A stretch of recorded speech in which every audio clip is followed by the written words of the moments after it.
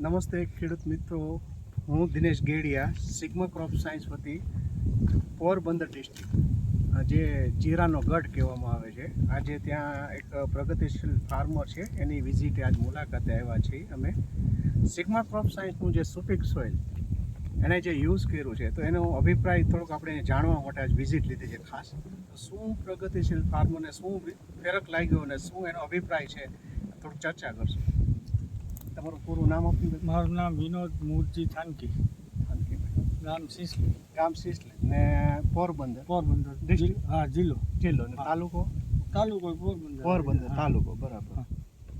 દાદા, તમને આમાં શું ફરક લાગે? આજે આપણે આ સુપિક સોઇલ વાપરેલું છે, સુપિક સોઇલ વાપરેલો છે ને 4 દિવસ થયા, બરોબર. બરાબર. આ માટી આ માટી ખેતરમાં એકદમ કુણપ આવી જાય, બરાબર છે, એટલે ફળદ્રુપ જેવી બનવા માંડે. ફળદ્રુપ. હા. અને આ બીજી એમાં નથી વાપર્યું, હા, આ બાજુમાં તમે ધાણામાં નથી યુઝ કર્યું હા, આપણે. ઈ જમીન કડક.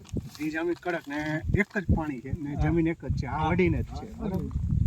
ને બીજું જીરાની અંદર તમને શું તફાવત 4 દિવસમાં થોડોક ફેરફાર 4 લાગે? દિવસમાં કલર બલર ને અત્યારે બધો આમ ડિફરન્સ બદલી ગયો. કલરમાં જાજો ફેર પડી ગયો, પછી પીરાશમાં કોઈ બધો જતો રહ્યો ને એવું ફરક લાગે છે ખરો? ફરક લાગે.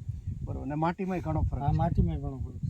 મેં તો આનો માંડવીમાં ઉપયોગ કરેલો છે. માંડવીમાં પણ જેટલામાં માર્યો હતો એનામાં ઉત્પાદન વધારે આવ્યું. વધારે આવ્યો. એક જ છંટકાવ એક જ કર્યો છે. ઉપર ઉપરલી તમે છંટકાવ કર્યો હા. હતો ત્યારે પાવાનું ઓલું નહોતું નહોતું, રહેતું એવું. એટલે તમે ઉપરલી છંટકાવ હા. કર્યો. બાકી આમાં આપણે બધા કેટલી વીઘા જમીન છે કુલ તમારે? મારી પાસે તે 85 વીઘા, 85 વીઘા. ને જીરું કેટલા વીઘામાં છે? 40 વીઘા. 40 વીઘામાં તમે જીરામાં બધામાં પાયું? હા, 40 વીઘામાં પાયું. તો ખેડૂત મિત્રો અને ડીલર મિત્રોને હું દિનેશ ગેડિયા આજે એક ફાર્મનો અભિપ્રાય છે. પોરબંદર ડિસ્ટ્રિક્ટની અંદર મોટા મોટા ફાર્મરો છે, 40 વીઘાના જીરા છે. તો એને સુપિક સોઇલનો ખાલી એક ડેમો છે કે વાપરું, જમીનમાં ફરક છે, જીરામાં ફરક છે. તો આપણે બધા ખેડૂત મિત્રોને ને આપણે આનો અભિપ્રાય અને વાપરો જેવી કરી હા, ના, બહુ સારી વાપરો. વાપરો.